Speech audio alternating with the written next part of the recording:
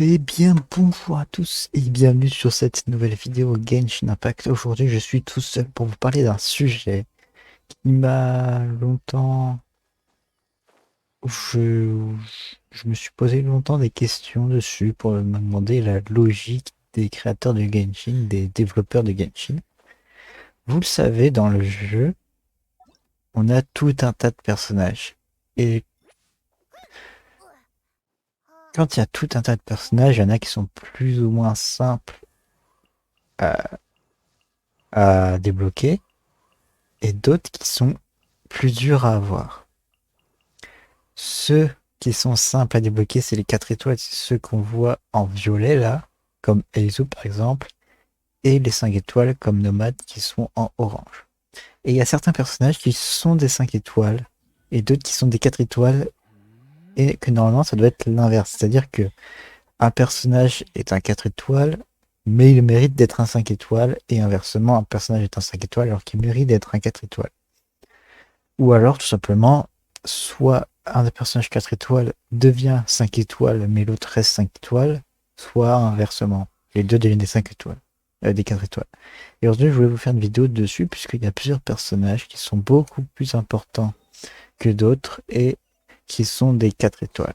Et c'est ce qu'on va voir dans cette vidéo. On va commencer par le personnage que j'ai ici. Donc l'équipe que j'ai là, c'est une équipe où il y a des personnages qui sont concernés par le sujet. Je vais refaire ça.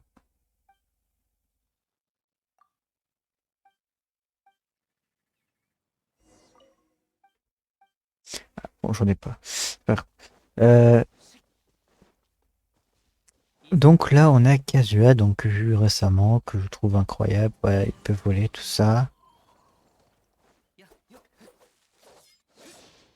Voilà, c'est un très très bon personnage. Et c'est un 5 étoiles. Maintenant, si on prend un personnage comme Beidou, qu'on voit ici, c'est un personnage 4 étoiles. Alors que vraiment, vous regardez, elle est hyper badass, Beidou, hein. Après, je dis pas que tous les 5 étoiles sont badass. Personnages qui sont vraiment claqués au sol, hein, comme Mona, Kiki et tout. Et ce que je veux dire, c'est que dans l'histoire, bah, Beidou, elle est plus importante que Kazuha, parce que Beidou, c'est une capitaine pirate, pour ceux qui ne savent pas, et la capitaine du bateau qui est où? Il est là, de ce bateau-là.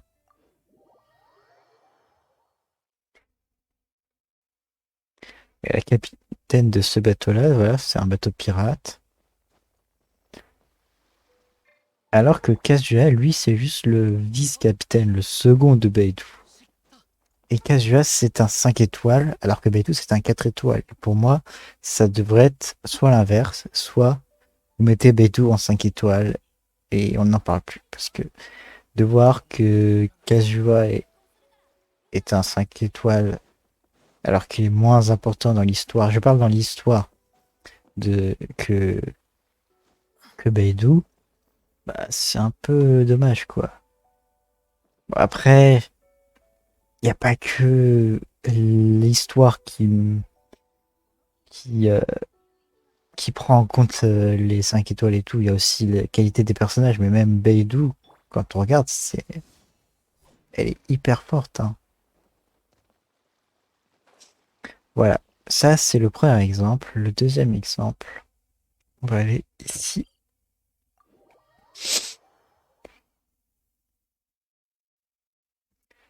Le deuxième exemple, c'est Keking. Keking, c'est un 5 étoiles. Voilà, c'est un des premiers 5 étoiles que j'ai obtenu. Keking aussi est très très bien.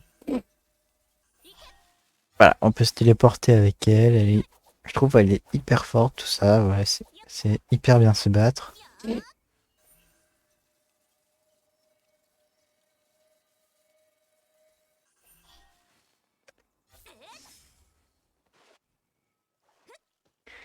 Mais dans l'histoire, elle est moins importante que Ningguang.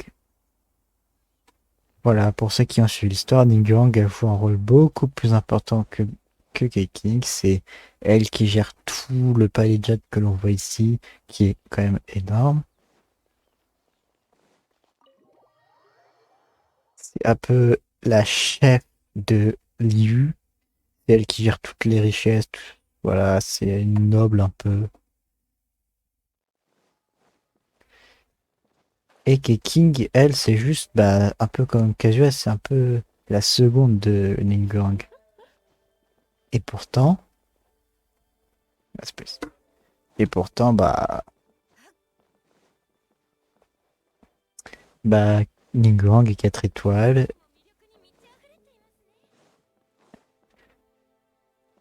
et King est 5 étoiles.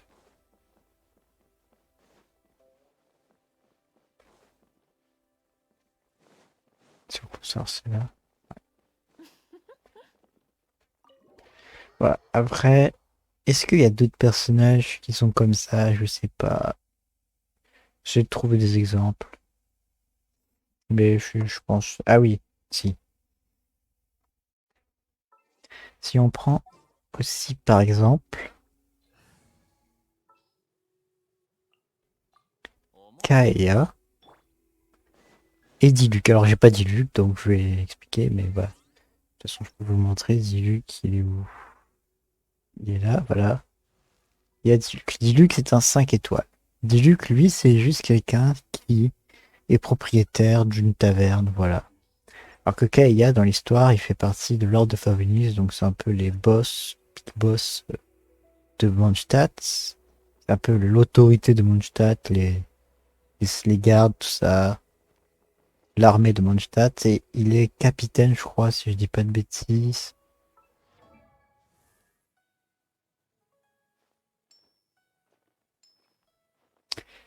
Profil. Grand Expression de Mondstadt. Il est capitaine de cavalerie de l'Ordre de Favonis, donc c'est déjà pour vous dire que c'est déjà important. Enfin, c'est un rôle hyper important, hein.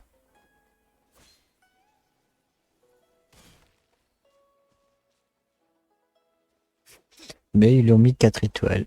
Alors que dit Luke, certes, c'est un bon personnage, il a du charisme et tout. Un pyro, il jette un phénix, machin. Mais dans l'histoire, il est moins important que Kaya. En plus, on le voit beaucoup moins que Kaya. Et Kaya, on l'a vu dans la dernière quête qui s'appelle Caribert. Du Luke, on l'a pas vu depuis, je sais pas combien de temps, peut-être depuis la première quête d'Archon avec Storm Terror. Donc voilà. Est-ce qu'il y a d'autres personnages comme ça?